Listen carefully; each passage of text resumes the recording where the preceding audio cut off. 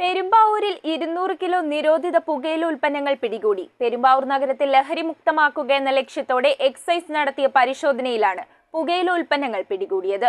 Kunnathunad excise circle inspector S ബിനുവിന്റെ നേതൃത്വത്തിലായിരുന്നു പരിശോധന.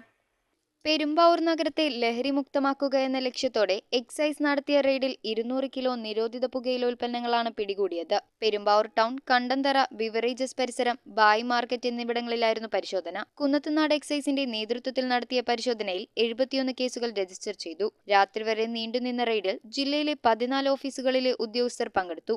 ഇതര സംസ്ഥാന തൊഴിലാളികൾക്കിടയിലെ നിരോധിത പുകയില വിൽപ്പനയ്ക്കും ബിവറേജ് പരിസരങ്ങളിലെ പരസ്യമായ മദ്യപാനത്തിനുമെതിരെ നിരീക്ഷണം ശക്തമാക്കുമെന്ന് എക്സൈസ് അധികൃതർ അറിയിച്ചു. Kunnathunad excise circle inspector S ബിനുവിന്റെ നേതൃത്വത്തിലായിരുന്നു പരിശോധന. അതിന്റെ ഭാഗമായിട്ട് 71 കോട്ട്പ കേസുകൾ നമ്മൾ എടുത്തിട്ടുണ്ട്.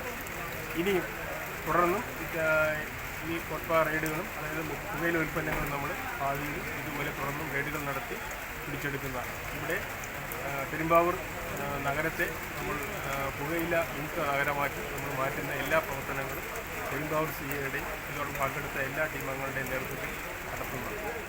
News bureau, Perumbavoor. Wood, modular, interior, steel, sofas എന്നീ ഫർണിച്ചറുകൾ ഒറ്റ ഫാക്ടറിയിൽ ഉൽപ്പാദിപ്പിക്കുന്ന ഏക സ്ഥാപനം. ആർക്കിടെക്ചറൽ ആൻഡ് ട്രഡീഷണൽ ഡിസൈൻസ് ആവശ്യാനുസരണം നിർമ്മിച്ചു കൊടുക്കുന്നു.